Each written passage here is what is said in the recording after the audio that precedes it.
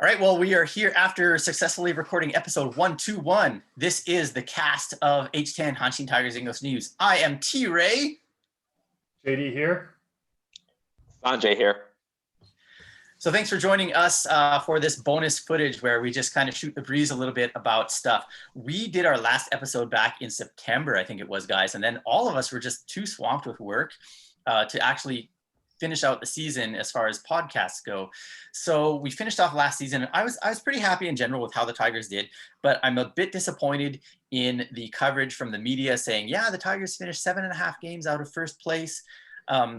Because truth be told, man, like we were as far back as 14 games out of first. And so to go from 14 back to 7.5 at the end of the year, it's not that big of an accomplishment. It just makes it look better than it was. It actually was a pretty ugly season as far as the gap between us and the Giants, but they tanked and we picked things up a little bit at the end. But I don't know, any initial thoughts or I guess final thoughts on the 2020 season?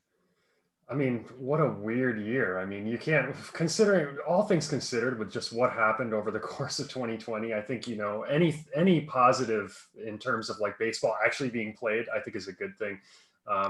Just want to say, man, Giants, what is up with the Giants? I mean, talk about not representing the CL. I mean, they pound their way through to the Japan series and then fold like a wet tissue. Sorry, somebody else has got to pick up the mantle here. I hope it's the Tigers this season. So here's the thing, like, the Hawks have won 4 straight Japan series titles, and they're on a 12-game winning streak during those games because they, against the Carp in 2018, they tied, then lost, and then they won 4 straight. So they've won 12 in a row. But, like the Bay Stars put up a decent fight in 2017, and in 2015, I think the Swallows won 1 game, and the Tigers won 1 in 2014. And that's basically where their dynasty really started, right? From 2014 till now, they've only not won once, and that was when the Fighters and Otani basically took over. But yeah, you're right. Like the Giants just looked terrible in the playoffs or in the Japan series. Good news for us, like to me, I was happy to see them getting smashed, but at the same time, it definitely looks bad for the CL because everybody's talking about that now. Like, well, if the Giants looked so good in the regular season, how come they look so bad against the Hawks? Are they that much better than the rest of the CL, the rest of NPB? What do you think, Sanjay? Do you think they are that much better, or do you think that there's something else to it? I'm going to go with it's a bad matchup. I don't think that that the Giants are so much better, and therefore the Tigers and the rest of the Central League are so much worse. I think that the SoftBank Hawks match up that much better with the Giants or against the Giants. And another team can probably fare better. I'm looking at our Hanshin Tigers, but also, Yokohama and even the Carp, I think, are probably better matches. Yeah, maybe the Carp a few years ago, but with Maru, yes. But I don't know about now. But you're right. I mean, I think the other thing too is now it's got to be psychological. I mean, the Giants have been double swept by the Hawks. If they make it back against the Hawks in 2021, that's a big if. But I can't imagine them going into that series with not even a shred of confidence, right? I mean, they got to be going in there going, well, let's hope we win 1. And that's a bad way to enter a Japan series. But, if they win that, just that 1, they're going to be saying, well, it's an improvement over the last 2, but it's still really shameful. So which means what? It'll take them another 5 consecutive appearances to actually win the thing. Yeah, sorry. Step aside and let the real men handle it from now on. Well, we'll be real men if we ever actually beat them in the regular season, which, as I mentioned to Sands, hasn't happened since 2007. But it's time. So it's going to be an interesting year. The Giants picked up Justin Smoke and Eric Thames, who are not here, obviously. And then we picked up Rojas and Alcantara, who are not here. The Bay Stars have none of their foreigners here, even the returning guys, not to mention the new guys. The Swallows picked up a couple of legit foreigners, and the Carp actually got one of their foreigners in before things went haywire, and they didn't allow new guys in. Kevin Cron? I'm not sure his exact name. Yeah. He apparently looks really good. People tell me, but then I also read that they overhyped him in the Japanese media. Surprise.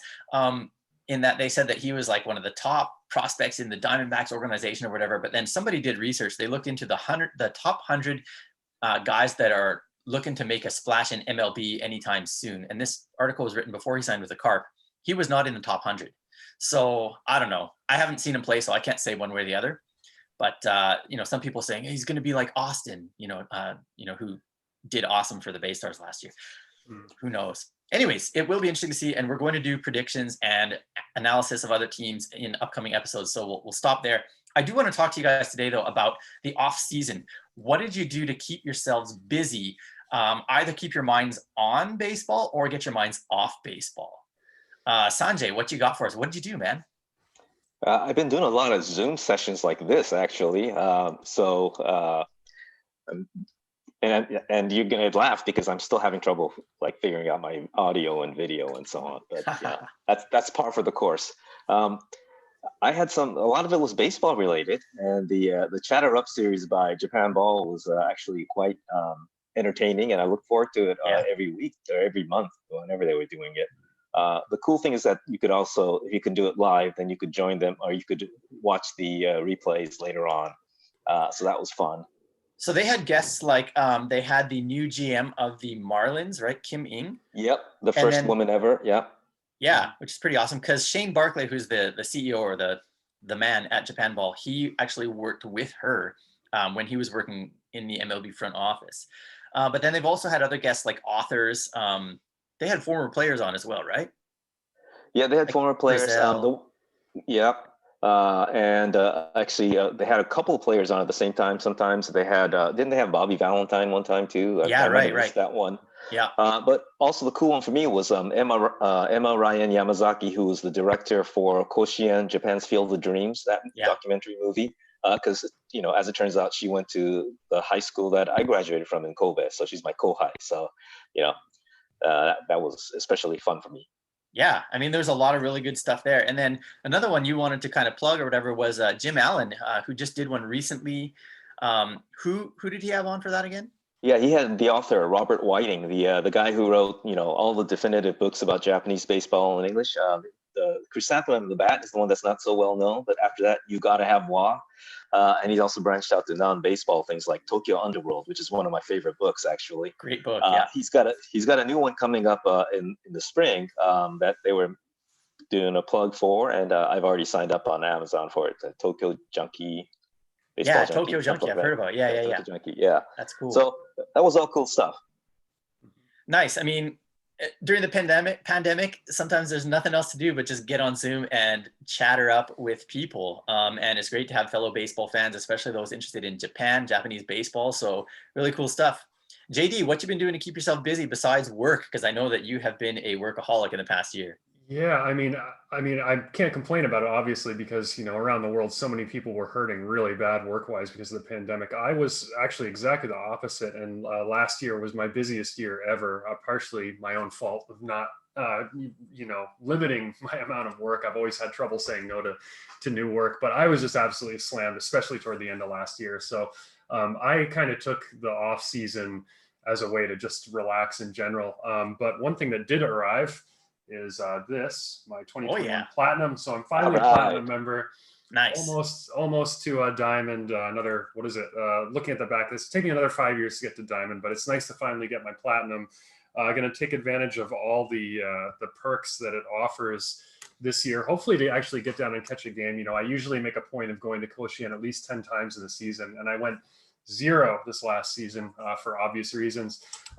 But I'm hoping, things will wind down in terms of the pandemic to the point where I can actually get down and catch some games. So really looking forward to that. Aside from that, this off season, I actually took up cycling. Nice. As you know, you've met me, Sanjay. You haven't met me in person yet, so you don't know. But I am 6'6", 199 centimeters. There are no bikes in Japan that actually fit me that you can buy at a proper store. So I went down to a friend who owns a bike shop, and I said, look, whatever it costs, I'm going to take the money that I earned during this pandemic and buy a nice bike. I'm just like, make me one that fits me. So they put together a custom frame for me. It's massive. It's pretty funny to see when I'm out riding on it, but that's what I've been doing now on my weekends. I I'm stretching out my distances longer and longer. And the goal, hopefully, is to actually bike down to Koshien for a game at some point this season. Wow, that's down from Kyoto. Yeah, it's I'm not sure if I'll be coming back the next day. I might have to stick around in Kansai a little bit longer, but that's just an excuse to catch another game. So maybe I'll look for like a 3-game series, bike down for one, catch the whole thing, and then bike back up. So yeah, that's my goal for after the summer. Once the temperatures drop down a little bit more, maybe we'll be in contention in the fall, and I'll be able to actually cycle down and catch the games. So a perfect melding of Tigers contention and you being in good shape and the weather being perfect for it. So I mean, those 3 things have got to come together for us in 2021. So come on, pull us a solid world. I mean, we had 2020. Everybody wants to see JD cycling to Koshien. We can sponsor him by the kilometer and make it happen. There you go. You don't want to be sitting next to me in Koshien after I cycle down, because I'm sure I'll be fragrant, to say the least. I'll keep that in mind. I'll go to games 2 and 3 with you, but game 1 you are on your own. I'll tell you what. I'll get the Panta deck and just have it all to myself, so I have a buffer around me. Yeah, I don't know if it's social distancing or some other kind of distancing, but we'll all keep it. Don't worry about that. EO distancing. Yeah. Yeah. There you go. Okay, so for me, like as you all probably know, I try to keep my mind on baseball. I am definitely an NHL hockey fan, particularly the Winnipeg Jets, my hometown team. So actually this year I've managed to catch parts of every single game live, which is kind of amazing. 17 games so far, something like that. And I'm also listening to the audio of a really cool book called One Game at a Time, written by a guy named Harnarayan Singh, a Sikh, Sikh being not physically sick, but of the faith of Sikh. I think we sometimes say Sikh in English, but anyways, he says Sikh, and I'll take his word for it. So I'm listening to the audio of his book, which he also narrates, which is just awesome. He's a Sikh guy who grew up in Brooks, Alberta, small town Alberta, with the dreams of being a hockey broadcaster. Now, keep in mind, 2020, 2021, we're finally starting to actually get into diversification in sport, in society, a lot more than we had for the previous, 2, 3, 5 millennia, right? So this is a guy that got a chance, though. He does Hockey Night in Canada, Punjabi edition. I looked it up. Punjabi is the 5th most spoken language in Canada. Canada's not that populous of a country. Yeah, it is, surprisingly. I thought it would be like 10th or something like that. But it's English, French, Mandarin, Cantonese, Punjabi. So anyways, he and several other people are doing Hockey Night in Canada, Punjabi edition. And he's really good at what he does. And he did a really famous goal call in the 2016 playoffs. And that parlayed him into a little bit of fame. Now he's got this book, which is really good. It talks about him growing up as a minority.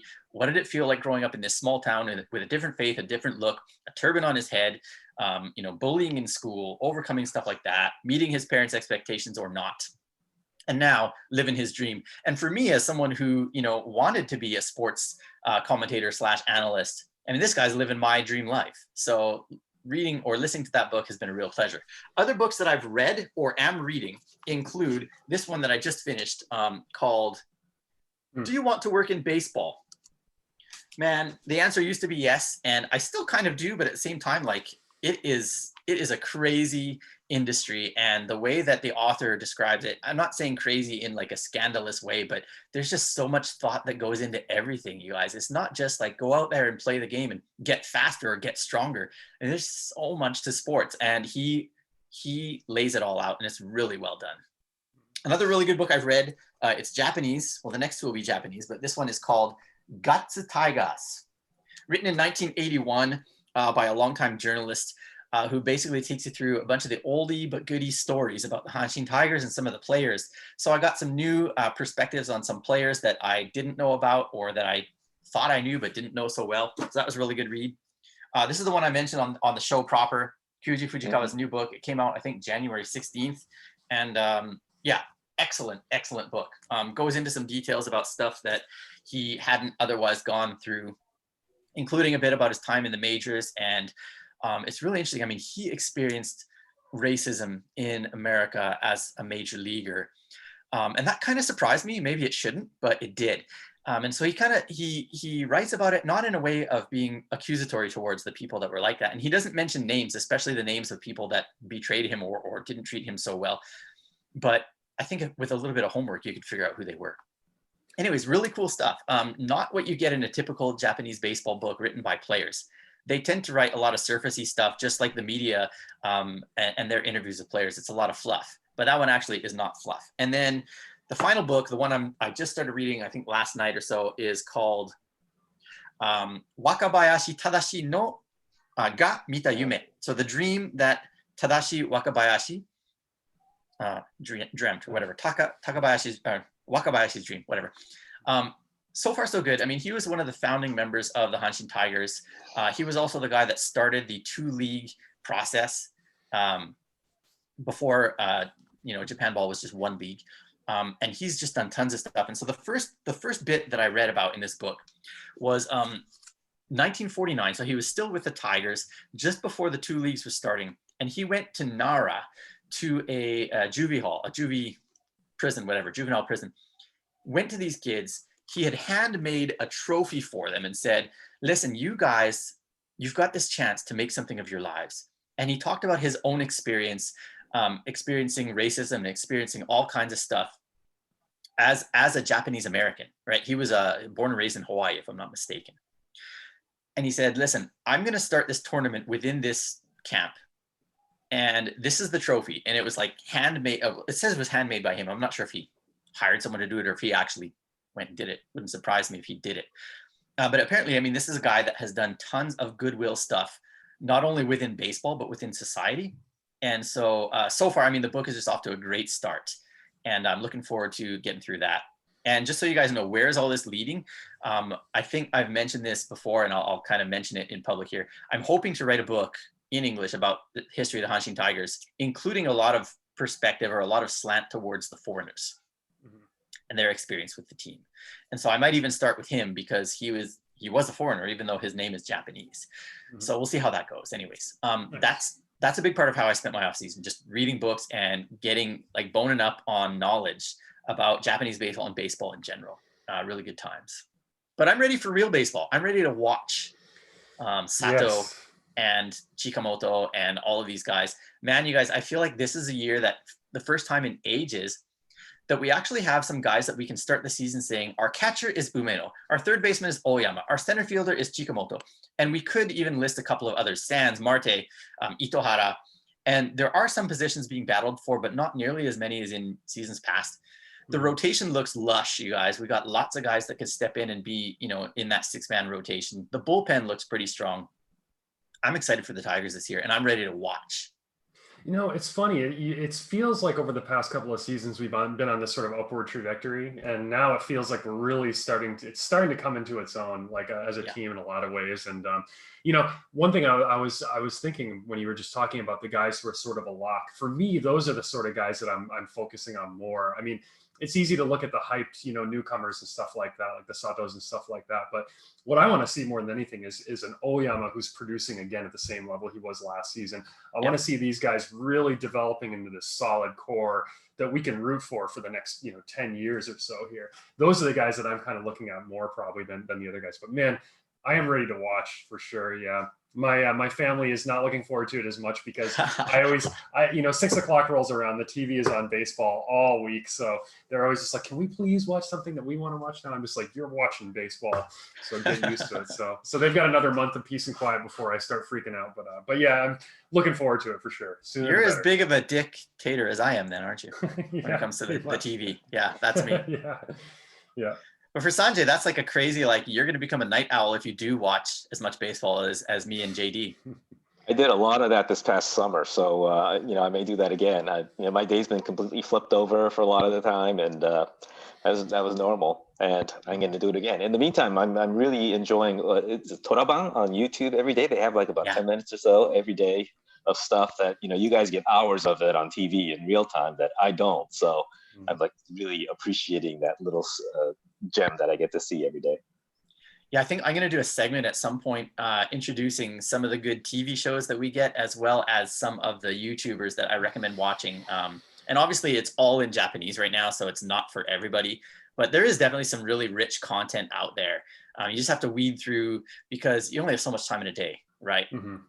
And some of that has to be devoted, right, JD? You gotta give some of your time to the family. even if you Well, would rather. between 6 p.m. and 8 p.m. though, that's pretty much it's the black hole in my household right now. That's where baseball kicks in. But no, of course, yeah. Sure. You got to you do have there is life outside of baseball for sure. Yeah. Unfortunately, I'm just kidding. All right, guys. Well, it's been fun chatting with you. We're gonna wrap things up here because we want to give people a bit of their time. Like I said, you only have so much time in a day. So, anyways, stick around because H10 has got a ton more content for you coming up in 2021, and I think this year is gonna be a good one. Going all the way, I think. See you guys next time. Take care. Go Hanshin.